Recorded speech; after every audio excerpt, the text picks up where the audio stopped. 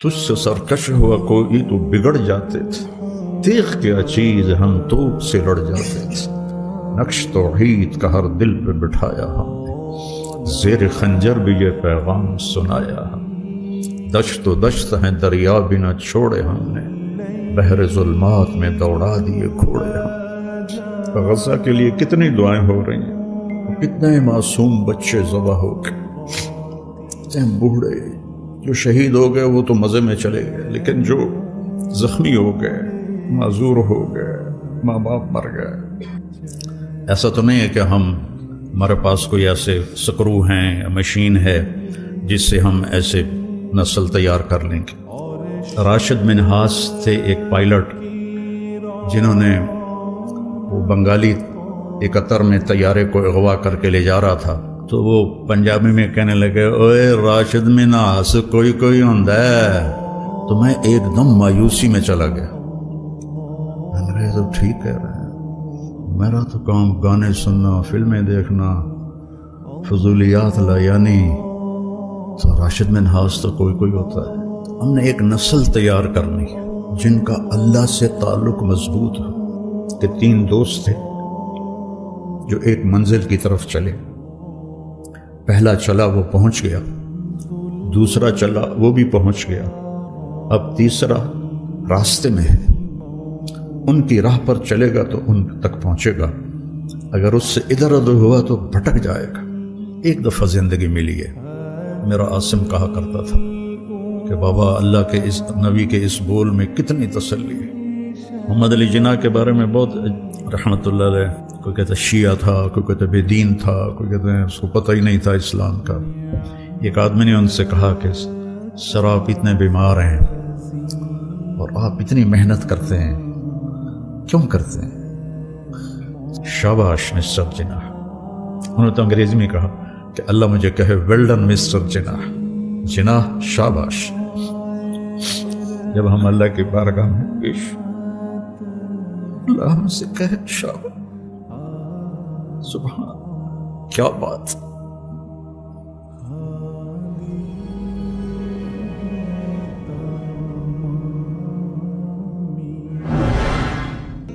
بسم اللہ الرحمن الرحیم، والصلاة والسلام علی رسولہ الکریم وعلی آلہ واصحابہ اجمعین، اما بعد۔ رواجی طریقے، رسمی طریقے، ان پر چلنا آسان ہوتا ہے، چل جو رہے ہوتے، لیکن نئے راستے تلاش کرنا، منزل کو متعین کرنا، پھر اس پر اپنے آپ کو کھپانا، یہ مشکل کام ہے، آسان نہیں ہے۔ انبیاء سب سے زیادہ مشکل میں ڈالے گئے کہ ما سمعنا بہذا فی آبائنا الاولین، یہ تم کیا بات کر رہے ہو؟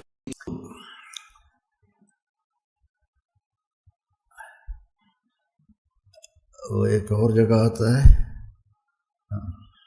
اذا متنا وکنا ترابا وعظاما ائنا لمبعوثون او آباؤنا الاولون۔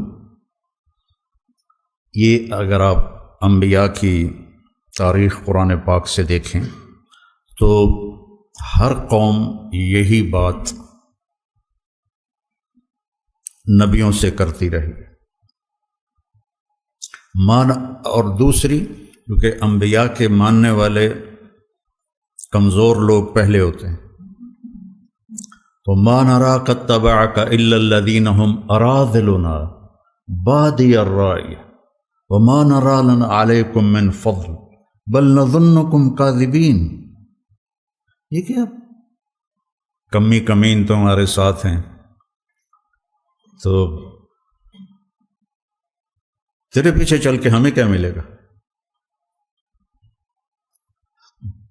جب عدی بن حاتم رضی اللہ تعالیٰ عنہ اپنی بہن کی دعوت دینے پر مدینے پہنچے تو آپ کو دیکھا ایک گلی میں، ایک عورت نے آپ کا ہاتھ پکڑا ہوا تھا اور آپ سے باتیں کر رہی تھی، تو کہنے لگے یہ تو میرے دل میں آ گیا کہ یہ بادشاہ نہیں ہے، بادشاہ ہوتا تو یہ اس طرح گلی میں ایک عورت اس کا ہاتھ پکڑ کے نہ کھڑی ہوتی۔ آپ سے ملا، آپ اس کو لے کر آئے اور اپنا سرہانہ پیش کیا، اس کو سرانے پہ بٹھایا، خود نیچے بیٹھے۔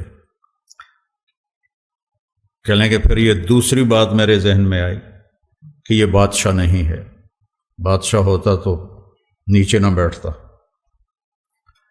تو آپ نے دعوت دی، تو انہوں نے کہا انی علی دین، میں بھی ایک دین والا ہوں۔ تو آپ نے فرمایا لعلک یمنعک من الدخول فیہ انک تراہ اتبعہ ضعفۃ من الناس ومن لا قدرۃ لہم وقد رمتہم العرب۔ سمجھ گئے نا؟ یہ پتہ نہیں کتنے سالوں کے بعد میں یہ حدیث میرے ذہن میں آئی ہے، تو عربی ٹھیک پڑھی ہے میں نے اس کی؟ ہاں اچھا، تو وہ خاموش ہو گئے۔ پھر فرمایا لعلک یمنعک من الدخول فیہ ما ترى من قلة عددهم وکثرت عدوهم ولعلک یمنعک من الدخول فیہ انک ترى ان السلطان فی غیرہم۔ تو عدی کہنے لگے میں تو ہل گیا کہ یہی باتیں میرے اندر تھیں، کیونکہ اس نے کسریٰ اور قیصر کے جاہ و جلال دیکھے تھے، اور کسریٰ بھی خسرو پرویز جس جیسے بادشاہ دنیا میں بہت کم آئے۔ تو پھر آپ نے فرمایا کہ عدی واللہ، پہلے کہنے لگے ارأیت الحیرہ، کہنے لگے دیکھا تو نہیں سنا ہے۔ فرمانے لگے تخرج الضعینۃ منہا فی حلیہا وحللہا وتطوف بیت اللہ وحدہا ولا تخاف علی نفسہا احد۔ تو عدی کہنے لگے میں نے قلت فی نفسی فأین دعار بنی طی الذین سعروا البلاد، میرے قبیلے کے بدماشوں سے کیسے بچے گی وہ جنہوں نے پورے عرب میں آگ لگا رکھی ہے؟ تو ان کے قبیلے کے سب سے بڑے بدماش تھے رافع بن عمیرہ۔ تو یہ بیچ میں ایک بات آ گئی تو اس کو بڑھا رہا ہوں۔ جب یرموک کے میدان میں خالد بن ولید رضی اللہ تعالیٰ عنہ نے فرمایا کہ باہان جو ان کا امیر تھا رومی فوج کا، اس نے کہا کہ 9 دن یہ جنگ چلتی رہی تھی، 9ویں دن فیصلہ ہوا تھا کہ آج ایسا کرو تم عرب نکلو۔ غساسنہ اور تغلب یہ 2 قبیلے عرب میں محروم رہے اسلام سے، بنو تغلب اور بنو غسان۔ تو تم ان کے مقابلے میں جاؤ، لوہا لوہے کو کاٹے۔ تو حضرت خالد ابن ولید کو پتہ چلا تو انہوں نے فرمایا بھائی مجھے 60 آدمی دے دو، میں ان کا مقابلہ، پہلے 30 کہا۔ تو ابو سفیان فرمانے لگے کہ اجد ام ہزل، تو کہنے لگے جبار فی الجاہلیہ و خوار فی الاسلام۔ تو وہ کہنے لگے یہ خواری اور جباری کی بات نہیں ہے، دانش مندی کی بات کر رہا ہوں کہ بہت فرق ہے، تم نے زیادہ ہی جذبہ جوش دکھانا ہے، تو 60 تو کرو۔ اب ابو سفیان کہہ رہا ہے 60 تو کرو۔ تو ابو عبیدہ کہنے لگے کہ وہ امیر تھے، کہنے لگے یہ ابو سفیان ٹھیک کہہ رہا ہے، 60 ہونے چاہیے کم از کم۔ کن لوگوں کا انتخاب کرو گے؟ یہ تمہارے ذمہ ہے۔ کم اس لشکر میں ایسے لوگوں کو جانتا ہوں کہ جب وہ اللہ کے سامنے ایسے ہاتھ اٹھاتے ہیں تو ان کے ہاتھ کبھی خالی نہیں آتے۔ تو انہوں نے فرمایا پھر چن لو. تو انہوں نے سب سے جو پہلا نام لیا وہ تھا این فضل بن العباس، اور دوسرا نام لیا این عمرو التمیمی، اور تیسرا نام لیا این رافع بن عمیرہ الطائی. جو بنو طے کا سب سے بڑا بدماش تھا، اس کے بارے میں خالد بن ولید یہ فرما رہے ہیں کہ یہ ان لوگوں میں سے ہے جب ایسے کرتا ہے خالی نہیں آتا. کبھی ہم بھی تم میں بھی چاہت تھی، کبھی ہم بھی تم میں بھی راہ تھی، کبھی ہم بھی تم بھی تھے آشنا، تمہیں یاد ہو کہ نہ یاد ہو.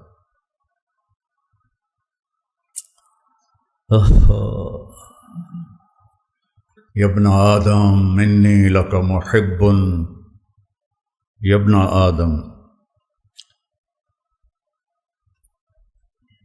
یا ایھا الذین آمنوا نہیں، یا ابن آدم انی لک محب فبحقی علیک کن لی محبا. تو وہاں سے تو یہ ندا آج بھی ہے، کبھی ہم بھی تم میں بھی چاہت تھی، کبھی ہم بھی تم میں بھی راہ تھی، کبھی ہم بھی تم بھی تھے آشنا، تمہیں یاد ہو کہ نہ یاد ہو. وہ پھر باتیں ادھر ادھر ہو رہی ہیں. پہلا لشکر جو شام میں داخل ہوا وہ عامر بن عاص کا تھا رضی اللہ عنہ. 8000 کا دستہ تھا ان کا. تو انہیں پتہ نہیں تھا اور روم تیاری کر کے بیٹھے تھے. وہ 1,00,000 کا لشکر جرجیس ان کا سردار تھا. انہوں نے دفعتاً حملہ کیا اور 1,00,000 اور 8,000، تو انہوں نے ان کو چاروں طرف سے گھیر لیا.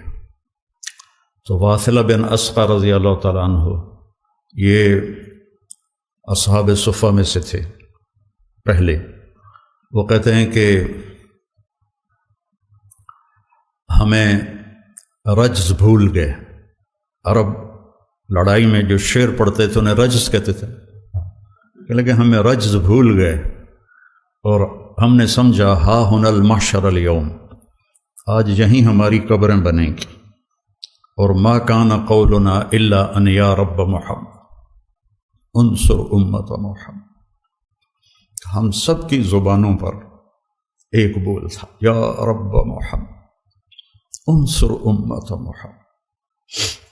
وہ بیت اللہ کی 40 منٹ کی دعائیں نہیں تھیں، اور 30 لاکھ کے مجمع کی آہ و بکا نہیں تھی. ایک لفظ یا رب محمد انصر امت محمد. عبداللہ بن عمر بھی اس لشکر میں تھے. فرماتے ہیں کہ جب زوال ہوا اور سورج ڈھلا تو میری نظر پڑی آسمان پر، تو ان فرجت فی السماء فرجۃ، میں نے دیکھا آسمان پھٹ گیا. وخرجت منہا خیول شہب، اور شہابی رنگ کے گھوڑے جن کے اوپر سوار اور ان کے سفید عمامے، ویقودہم فارس، اور ان کے آگے ایک سوار، سب کے ہاتھوں میں نیزے. اور وہ کہہ رہا تھا ابشروا یا امت محمد فقد اتاکم اللہ بالنصر. غزہ کے لیے کتنی دعائیں ہو رہی ہیں، وہ کتنے معصوم بچے ذبح ہو گئے، کتنے بوڑھے جو شہید ہو گئے وہ تو مزے میں چلے گئے، لیکن جو زخمی ہو گئے، معذور ہو گئے، ماں باپ مر گئے، خیموں میں پڑے. ابشروا یا امت محمد فقد اتاکم اللہ بالنصر.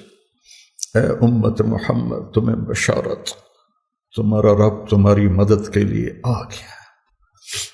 یہ جو میں کہتا ہوں نا دعا میں یا اللہ آ جا، یہ میرے ذہن میں ایسے ہی واقعات گھومتے ہیں، تو پھر میں کہتا ہوں شاید میرے پکارنے پر بھی آ جائے. اس کے بغیر تو کام نہیں چلے.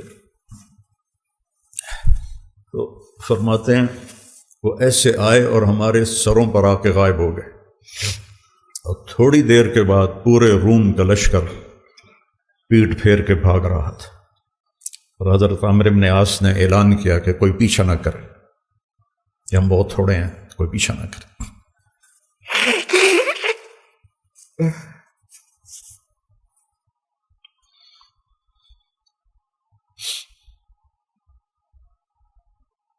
تھے ہمیں یہ کہ تیرے مار کا آ رہا ہوں، خشکیوں میں کبھی لڑتے کبھی دریاؤں میں، دی اذانیں کبھی یورپ کے کلیساؤں میں، کبھی افریقہ کے تپتے ہوئے صحراؤں میں، شان آنکھوں میں نجچتی تھی جہاں داروں کی، کلمہ پڑھتے تھے ہم چھاؤں میں تلواروں کی، تجھ سے سرکش ہوا کوئی تو بگڑ جاتے تھے، تیغ کیا چیز ہم توپ سے لڑ جاتے تھے، نقش توحید کا ہر دل پہ بٹھایا ہم نے، زیر خنجر بھی یہ پیغام سنایا ہم، دشت و دشت ہیں دریا بھی نہ چھوڑے ہم نے، بحر ظلمات میں دوڑا دیے گھوڑے ہم۔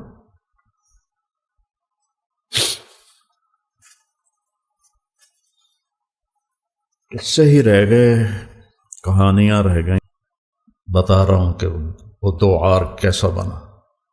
ایک واقعہ اور یاد آ گئے، جب یرموک میں سارے اکٹھے ہو گئے روم، تو حضرت خالد اور ایاز بن غنم یہ عراق میں لڑ رہے تھے، دو لشکر۔ تو حضرت ابوبکر صدیق نے خالد بن ولید سے فرمایا کہ تم فوراً شام پہنچو اور وہاں لشکر کی کمان سنبھالو۔ تو ایک صحرا تھا، 1 ہفتے کا سفر، دوسرا راستہ جو تھا چلتا ہوا وہ 21 دن کا تھا۔ تو خالد بن ولید نے فرمایا کہ میں صحرا پار کروں گا، تو سب نے کہا ہلاک ہو جائیں گے۔ کہنے لگے جس لشکر میں رافع ابن عمیرہ ہو وہ ہلاک نہیں ہوتا، جس لشکر میں رافع ابن عمیرہ ہو وہ ہلاک نہیں ہوتا۔ پار کر گئے۔ پھر آپ نے فرمایا یا عدی واللہ لتفتحن کنوز کسریٰ۔ تو عدی نے تو کسریٰ کا جاہ جلال دیکھا تھا اور مدینے کے فقراء دیکھ رہا تھا، صاحب صفا، تو وہ ہضم نہ ہوا۔ کہنے لگے اکسریٰ بن ہرمز، کس کسریٰ کی بات کر رہے ہو؟ روٹی کے ٹکڑے کو بھی کسریٰ کہتے ہیں۔ کس کی بات کر رہے ہو؟ اکسریٰ بن ہرمز، ہرمز کا بیٹا کسریٰ؟ آپ نے کہا ہاں نعم کسریٰ بن ہرمز وانت منہم، تو ان میں ہوگا جو فتح کریں گے۔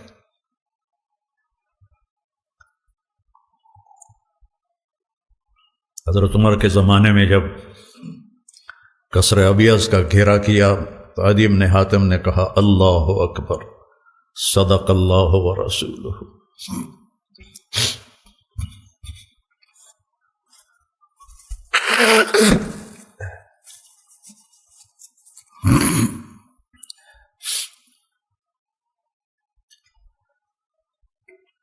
علماء کی کمی کوئی نہیں ہے، نہ مدارس کی کمی ہے، لیکن رجال کوئی نہیں ہے۔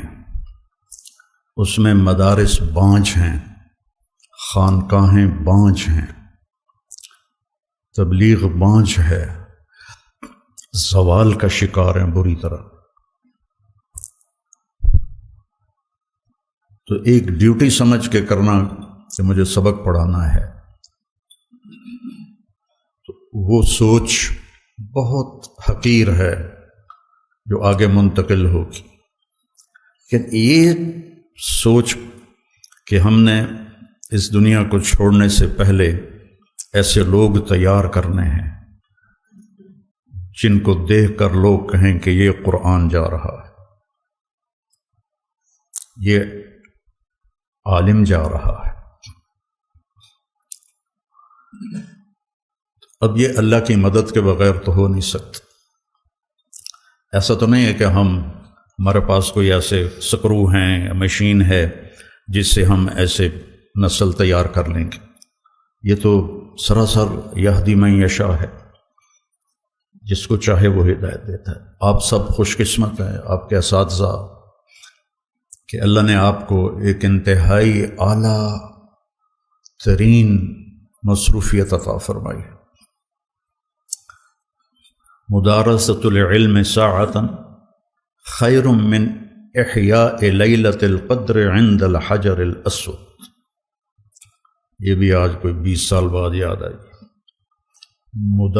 مدارسۃ العلم ساعۃ، ابو ہریرہ کی روایت، خیر من احیاء لیلۃ القدر عند الحجر الاسود۔ اتنی بڑی محنت میں اللہ نے لگایا ہے، آپ خوش قسمت ہیں۔ لیکن ایک رواجی طرز پہ چل کے زندگی گزار دینا اور ایک ایسا کچھ کرنا کہ کچھ آدمی کر کے جائے۔ میں اپنے کیمسٹری کے استاد تھے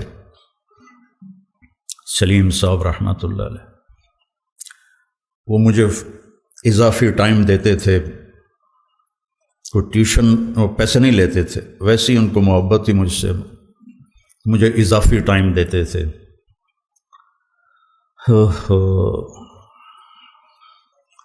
تو اس دن میں نے ہلکے سبز رنگ کی پتلون پہنی ہوئی تھی اور اوپر جو شرٹ تھی میری وہ بھی ہلکے سبز رنگ کی تھی، اس پر نقش و نگار تھے،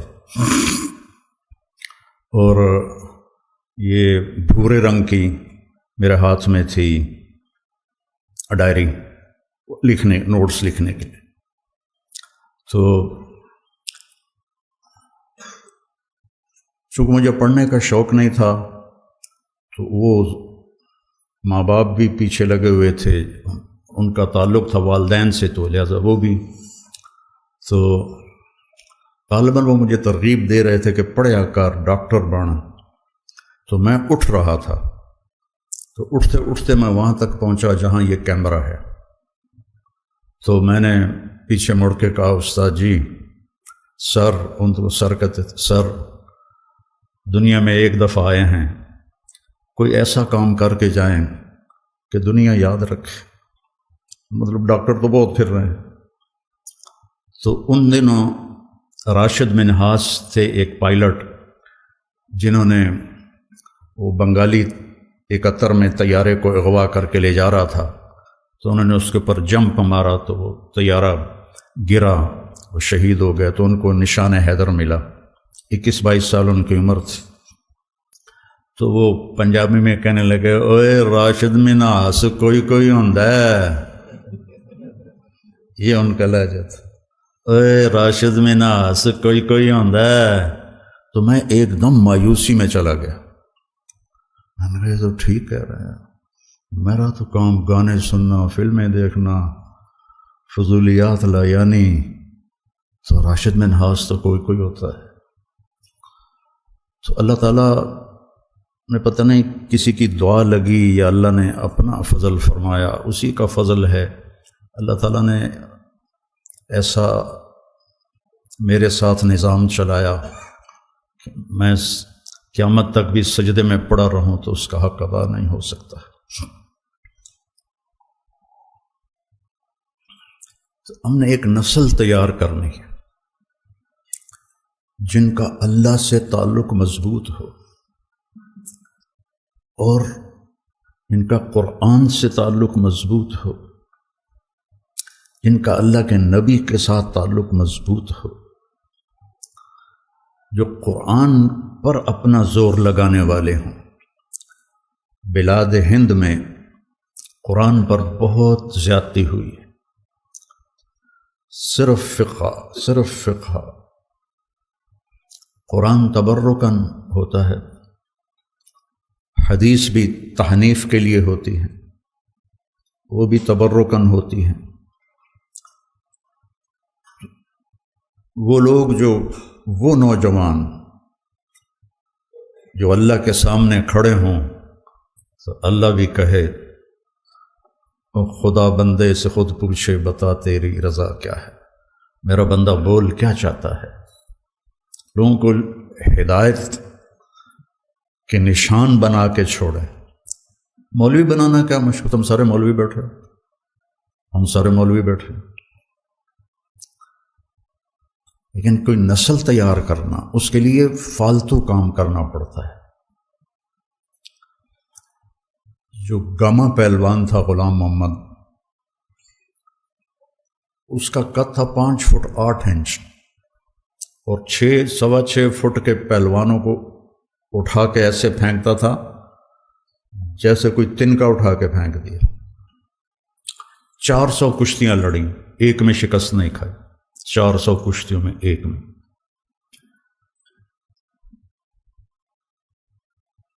5000 وہ ڈنڈ نکالتا تھا، اور 5000 وہ بیٹھ کے نکالتا تھا، اور 3000 ڈنڈ نکالتا تھا کمر پہ وزن رکھ کے۔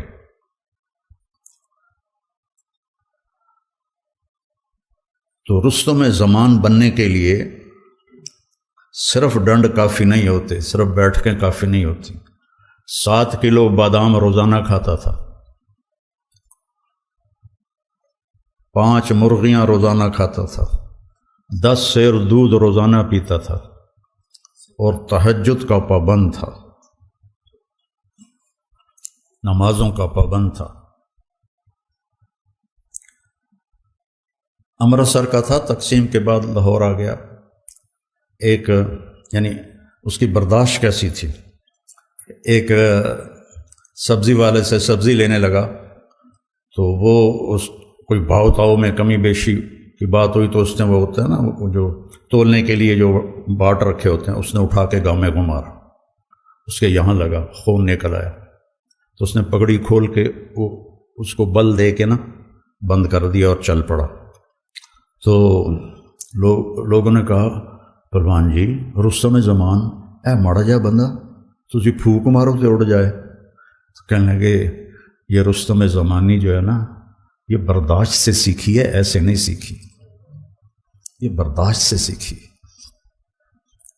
اور مجھے نہیں بلکہ پورے ماحول میں یہ بات کہ مولوی غصے والے ہوتے ہیں، مدرسے کے طلبہ برداشت سے عاری ہوتے ہیں اور اخلاق سے عاری ہوتے ہیں۔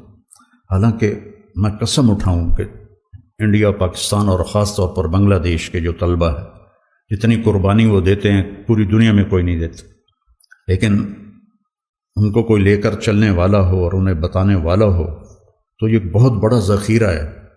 حنفیت کا تعصب اور باقی جو اہل فرق ہیں ان کی نفرت، تو عجیب و غریب سی شخصیت بن کے باہر نکلتے۔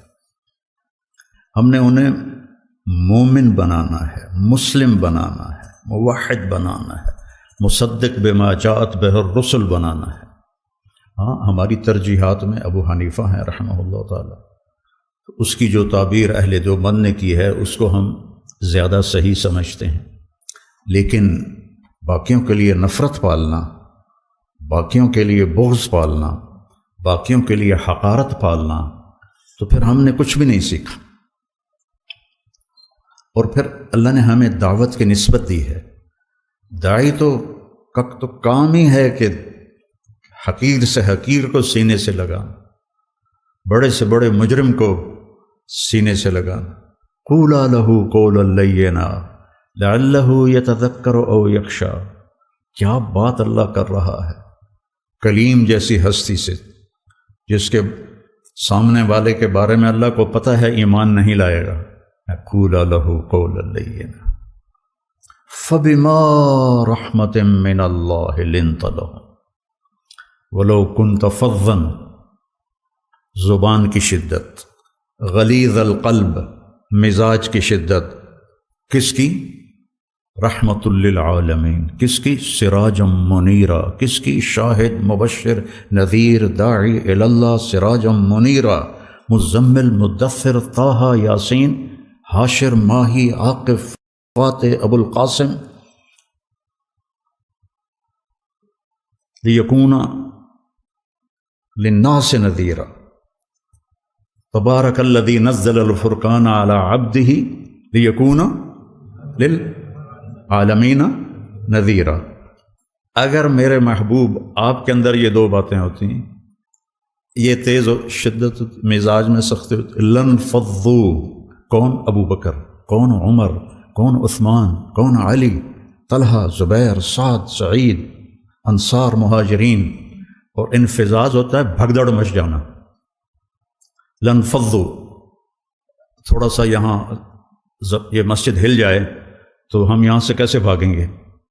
ترتیب سے نہیں، اندھا دھند بھاگیں گے. اس کو انفزاز کہتے ہیں. لن فضو من حولک.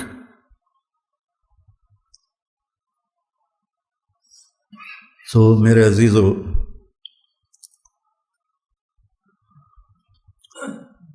ایک نسل اللہ سے مانگو. ہم جائیں تو ایک نسل چھوڑ کے جائیں. ابو بکر سارے نہیں بن سکے، عمر سارے نہیں بن سکے، زیادہ کرنا پڑتا ہے، پھر جا کر اللہ ایسے مقام عطا فرماتا ہے. فتوحات ہو گئیں، کیسر و کسرا ٹوٹ گئے، خزانے آئے. کسرا کا تخت تاقدیس 140 ہاتھ لمبا، 110 ہاتھ چوڑا، 1 ایکڑ کے قریب، اور اس میں 1000 سونے کے گنبد لگے ہوئے تھے، اور 1,40,000 چاندی کی میخیں لگی ہوئی تھیں، اور اس کا 2.5 من کا وزنی تاج جو لٹکا ہوتا تھا وہ اس میں سر دے کے بیٹھتا تھا. یہ سب مدینے میں آیا ہے. تو صحابہ کون؟ 10 مبشرہ مشورہ کرنے لگے، عمر کو اب اپنا طریقہ بدلنا چاہیے. اللہ نے اتنی سہولت دے دی، کوئی خادم رکھے، چھنے ہوئے آٹے کی روٹی کھائے، اور کپڑے اچھے پہنے.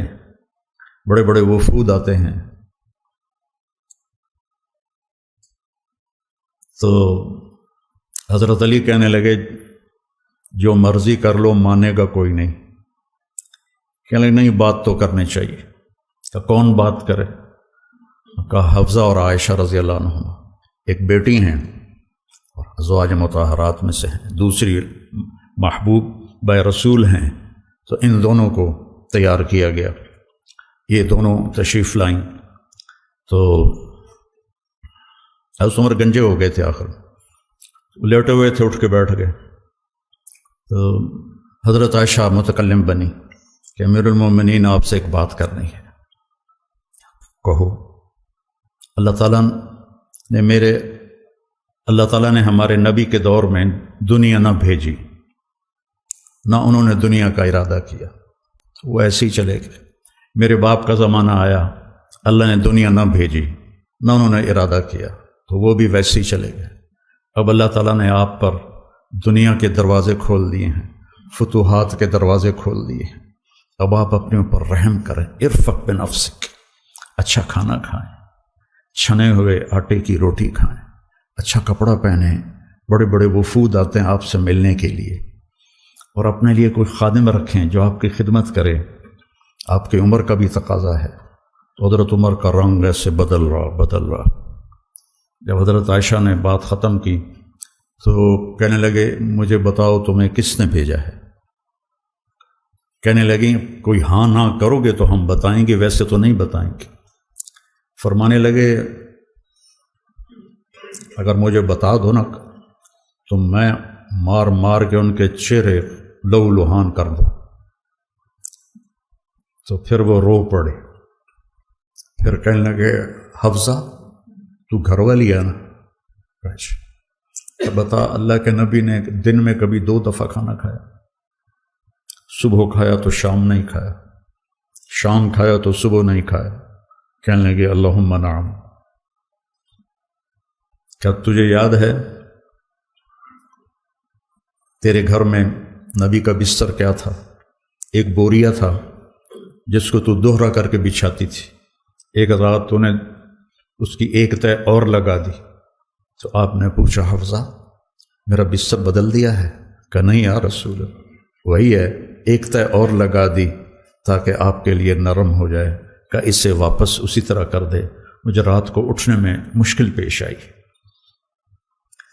حفصہ تجھے یاد ہے ایک دفعہ تو نے کھانا ایک تپائی پہ رکھ کے دیا تھا، تو اللہ کے نبی نے اٹھا کے زمین پہ رکھا تھا اور فرمایا تھا میں جیسے غلام کھاتے ہیں میں ایسے کھاؤں گا۔ اور تجھے یاد ہے اللہ کے نبی کے پاس ایک ہی جوڑا ہوتا تھا اور اس کو خود دھوتے تھے، اور بلال آ کر کہتے تھے کہ یا رسول اللہ الصلاۃ، تو آپ فرماتے تھے بلال میرے کپڑے خشک نہیں ہوئے۔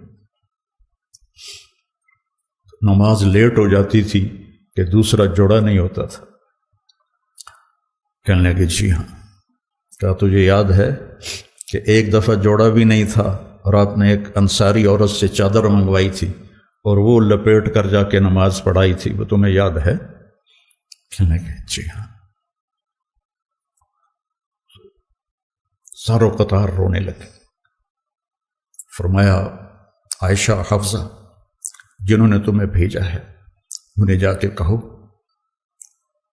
کہ 3 دوست تھے جو ایک منزل کی طرف چلے، پہلا چلا وہ پہنچ گیا، دوسرا چلا وہ بھی پہنچ گیا، اب تیسرا راستے میں ہے، ان کی راہ پر چلے گا تو ان تک پہنچے گا، اگر اس سے ادھر ادھر ہوا تو بھٹک جائے گا۔ والذی نفسی بیدی لأکرہن نفسی علی ما انا علیہ، اس ذات کی قسم جس کے قبضے میں میری جان، میں اپنی جان کو اسی طرح کھپاؤں گا جس پر میں ہوں، یہاں تک کہ میرا اللہ مجھے میرے ساتھیوں سے ملا دے۔ جب خنجر لگا اور امید کوئی نہ رہی بچنے کی تو آپ نے عبداللہ بن عمر کو بلایا اور فرمایا کہ جاؤ اما عائشہ سے کہو کہ عمر امیر المومنین نہ کہنا، اب میں امیر المومنین نہیں ہوں، عمر اپنے ساتھیوں کے پڑوس میں قبر کی جگہ چاہتا ہے۔ جب وہ تشریف لے گئے تو حضرت عائشہ بھی رو رہی تھی، تو انہوں نے بھی روتے ہوئے عرض کی اماں جان میرا باپ عمر بن خطاب اپنے ساتھیوں کا پڑوس چاہتا ہے۔ تو حضرت عائشہ پھر رونے لگی، کہ یہ جگہ تو میں نے اپنے لیے رکھی ہوئی تھی کہ میں اپنے باپ اور خامد کے ساتھ میری قبر بن جائے، لیکن عمر مجھ سے زیادہ حقدار ہے، مرحبا بہ۔ جب وہ آئے تو ان کو حضرت عمر کو بتایا کہ اجازت ہو گئی ہے۔ کہ نہیں بیٹا، ہو سکتا ہے میرے شرم میں اجازت دی ہو، جب میں مر جاؤں اور میرا جنازہ لے کے دروازے پر پہنچو تو دروازہ پر جنازہ رکھ دینا اور پھر اندر جا کے دوبارہ اجازت لینا، اس وقت اجازت ملے تو اندر لے جانا ورنہ مجھے بقیع میں دفن کر دینا۔ تو حضرت علی اور حضرت حسن آئے تو گھبراہٹ دیکھی تو حضرت علی نے فرمایا موت سے ڈر گئے ہو؟ تو سنو نہیں، موت سے نہیں، ما بعد الموت سے ڈر رہا۔ تو کون ہے؟ لو کان بعدی نبی لکانا، بول لکانا عمر۔ کہہ رہے موت نہیں، موت کے بعد سے ڈر رہا۔ تو حضرت علی نے فرمایا نہ ڈرو، میں گواہی دیتا ہوں، میں نے اپنے نبی سے سنا کہ سیدہ کہول اہل الجنت ابو بکر و عمر۔ تو حضرت عمر کہنے لگے حشر کے دن گواہی لو؟ فرمایا میں بھی دوں گا، میرا بیٹا حسن بھی دیکھ اس ساتھ۔ وہ تشریف لے گئے، پیچھے موت کے آثار نظر آئے تو ان کا گود میں سر تھا بیٹے کی، عبداللہ بن عمر کی۔ تو کہنے لگے ضعنی علی الارض، مجھے زمین پر ڈال دے۔ تو ان کا دل نہیں مانا تو انہوں نے پنڈلی پہ سر رکھ دیا، کہنے لگے وے حق، تیرا ناس ہو، سنتے نہیں ہو کیا کہہ رہا ہوں، زمین پر ڈال۔ آپ مسجد میں داخل ہوئے، آپ کے دائیں طرف ابو بکر تھے، بائیں طرف عمر تھے۔ آپ نے فرمایا ہمیں دیکھ رہے ہو؟ صحابہ سے کہا جی۔ کہا ہکذا نحشر یوم القیامہ، اس طرح ہم محشر میں اٹھیں گے کہ میرے دائیں ابو بکر ہوگا اور بائیں میرے عمر ہوگا۔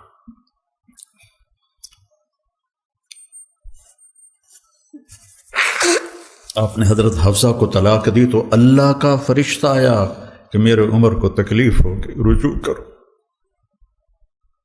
رجوع کرو۔ اپنے نبی کی منشا کے خلاف اللہ نے فیصلہ دیا کہ میرے عمر کو تکلیف ہوگی، رجوع کرو۔ تو آپ نے رجوع فرمایا۔ تو جب انہوں نے زمین پہ سر رکھا تو الٹے ہو گئے اور اپنا چہرہ زمین پہ نا ایسے ملنے لگے، کہنے لگے ویل لک ولامک یا عمر ان لم یغفر لک ربک، ویل لک ولامک یا عمر ان لم یغفر لک ربک، ویل لک ولامک یا عمر ان لم یغفر لک ربک۔ یہی کہتے کہتے جان نکل گئی۔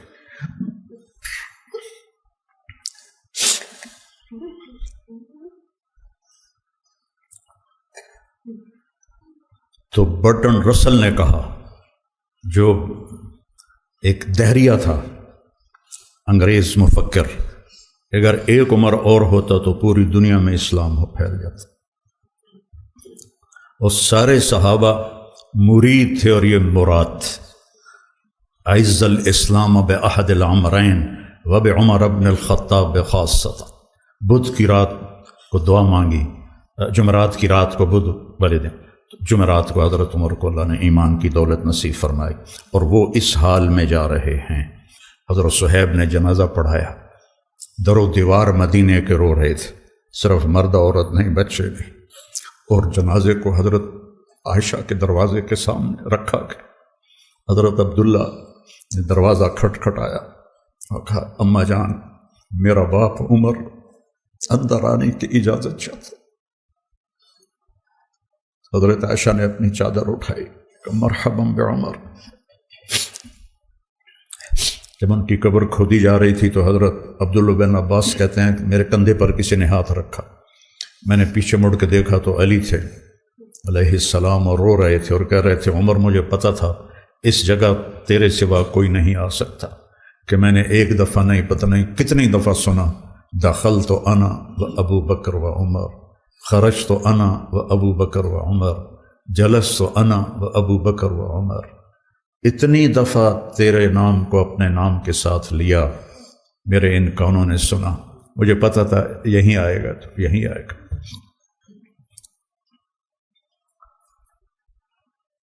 صحابہ تو ساری معزز و محترم ہیں، لیکن جنہوں نے اپنے آپ کو کچھ کھپایا وہ پھر آج ہم ان کا ذکر کر کے رو رہے ہیں،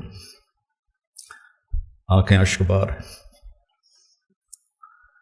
رواجی کام کرنا ہے تو مسئلہ ہی کوئی نہیں، لیکن اگر کسی منزل تک خود بھی پہنچنا ہے اوروں کو بھی پہنچانا ہے، چونکہ جب آدمی دوسروں پر محنت کر رہا ہوتا ہے تو عام طور پر اپنی طرف سے نظر ہٹ جاتی ہے، فلاں بچے کی یہ شکایت ہے، فلاں بچے کی یہ شکایت ہے، فلاں بچے کی یہ کمی ہے، فلاں بچے کی یہ کمی ہے۔ اب یہ ایک انتظامی چیز ہے، اس کو کرنا پڑتا ہے، لیکن آدمی اپنی کمیاں بھول جاتا ہے۔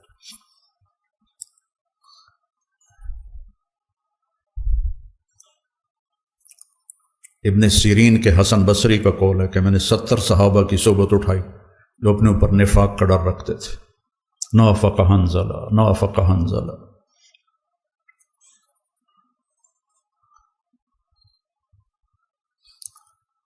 تو میرے عزیزو،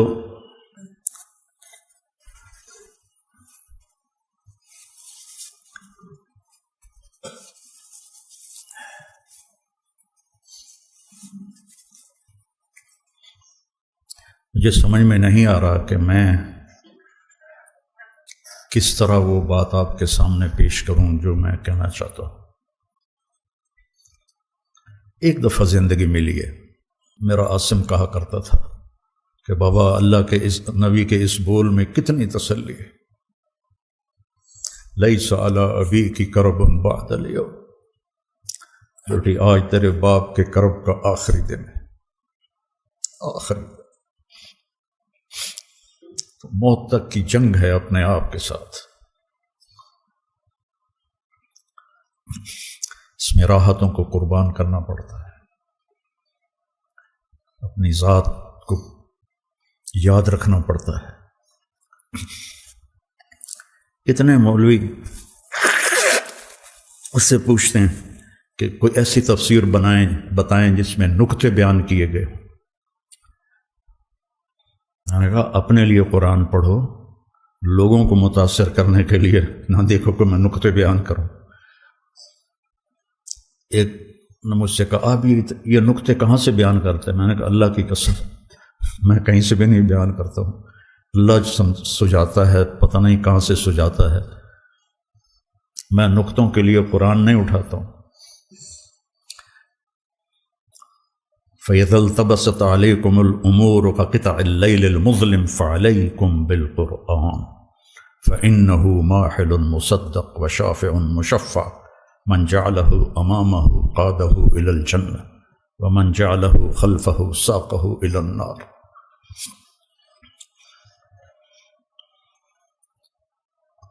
اللہ آپ سب بچوں کو قبول فرمائے۔ میں تو اب 70 سال سے بھی آگے چلا گیا ہوں، تو نہ جانے بلا لے پیا کس گھڑی، اب تو زندگی کے اس حصے میں سے گاڑی گزر رہی ہے کہ نہ جانے بلا لے پیا کس گھڑی، تو کیا کیا کرے گی اری دن کے دن۔ تو آپ میرا سرمایہ ہیں، یہ سارے استاد، آپ بھی اب سارے استاد ہو، اس طرح دنیا سے جاؤ کہ اللہ راضی۔ محمد علی جناح کے بارے میں بہت رحمت اللہ علیہ، کوئی کہتا شیعہ تھا، کوئی کہتا بے دین تھا، کوئی کہتے ہیں اس کو پتہ ہی نہیں تھا اسلام کا۔ ایک آدمی نے ان سے کہا کہ سر آپ اتنے بیمار ہیں اور آپ اتنی محنت کرتے ہیں، کیوں کرتے ہیں؟ تو کہنے لگے میں چاہتا ہوں